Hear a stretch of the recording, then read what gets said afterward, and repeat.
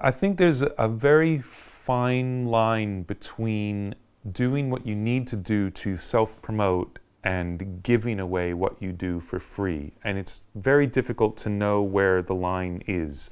So certainly when you're starting out, nobody knows who you are. You don't have a body of work. So the only way for someone to know if they like working with you is to work with you.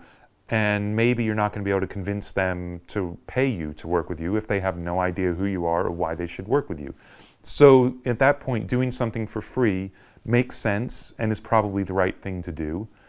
But at the same time, a lot of times a band might just be looking to get something done and someone offers to do it for free. It's like, oh, great. And then you're just the guy who does it for free. And then when they have money, you're not the guy they would pay because you're the guy who does it for free. So now they can finally afford the guy they already knew about.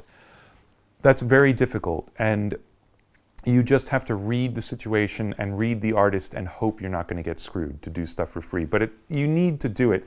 If you can say, you know what, I can do this for free, but you got to give me a couple $100 because I got to pay somebody to help me out, then first of all, you legitimize yourself because you actually need help. You're someone who needs an assistant. Like, oh, right, okay. And you've associated a real cost to your work. So then maybe that puts it in their mind as being worth something. And there's a very big psychological explanation for people assigning worth based on what they pay. Something that's more expensive is worth more, even though that's not necessarily the case. So with all that in mind, how I apply that to myself is there are certain bands I would work with for free. And I would let them know that. And I would do it for free. Most likely those bands would pay me. Maybe I would do it cheap for them to work with whatever budget. And these aren't necessarily famous bands. There are bands that are famous in certain countries, but other people have never heard of them that I would love to work with.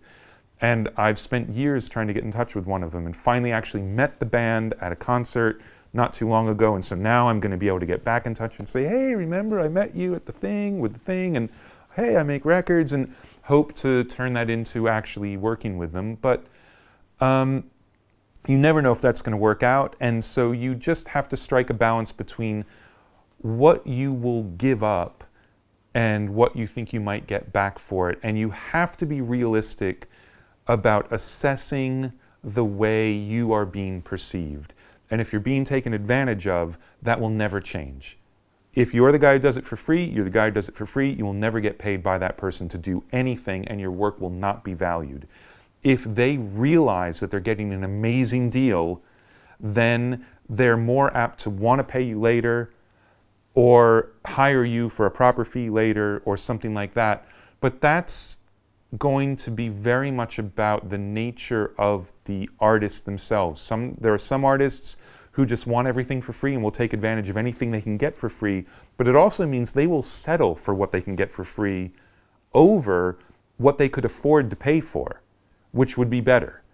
But there's nothing you can do about that. That's just the way they see the world, and it can come from having been very poor for a very long time and really wanting to hold on to whatever money they have. And so there can be very good reasons for it. But when it comes down to getting paid to do something that's artistic, you just have to read the situation, be prepared for what the situation actually is, and not to be regretting that you got into it in the first place. You've got to go into it eyes wide open, knowing what it is, and prepare for the consequences and stick with it.